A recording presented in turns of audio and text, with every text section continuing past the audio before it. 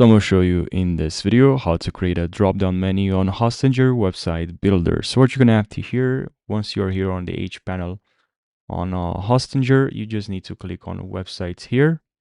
And then here you click on the website you would like to add a drop-down menu. So I'm going to click on this one, edit website, and then we're going to have to, and don't forget to subscribe if you find this helpful. And we're going to have here to click on pages and menu. And from here, you can create a drop-down menu from here. As you can see, add a new drop down. So I'm going to click on this, and this is this drop down is empty and it's not like a website, so it's not like a page, sorry. If I click on the new menu, nothing gonna work because it's just a drop down menu. And then from here I can of course click on the three dots and name this. Let's say there's here I have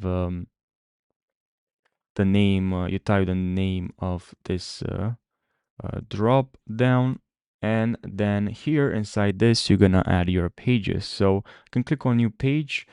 Here from here you can generate a new page if you want.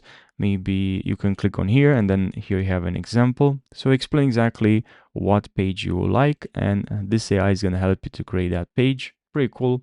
Now you can also click on add a new page here, and you can add a blog, a contact, but let's say we just want a new page, an empty page, right? Here we're gonna type the name of that page. So we're gonna type the page, and then we're gonna grab from here, and we're gonna drop it in this drop down. Now we have the drop down, and then here we have this page that is empty.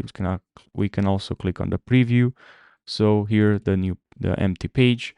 Let's go back to the editor, and then here, if we go here on the new page, we can add, let's say, a blog. Okay, and then we can add another section. So another section, maybe about section, this one, and I'm gonna move this up. And then here, this is what we have. We can edit the image now. Can click on preview, and then here we have the home. And if I click on this, doesn't work because it's just a drop down, and the empty page, which works. But now what if you want to make this drop down actually clickable and is actually a website? Well, in this case, you don't have to click on here and add a new drop down. You just need to grab from here and drag, grab from here and drag for underneath this home, which is gonna make it like a drop down.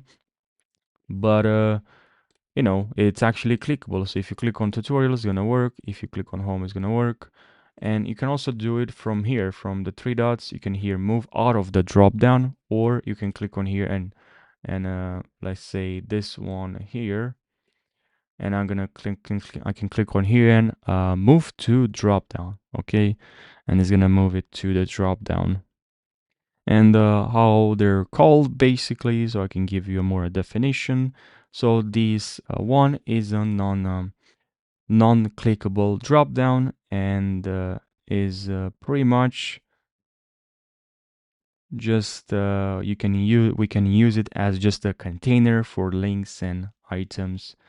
And the main heading does not lead to a separate page, but it just expands to reveal the sub links.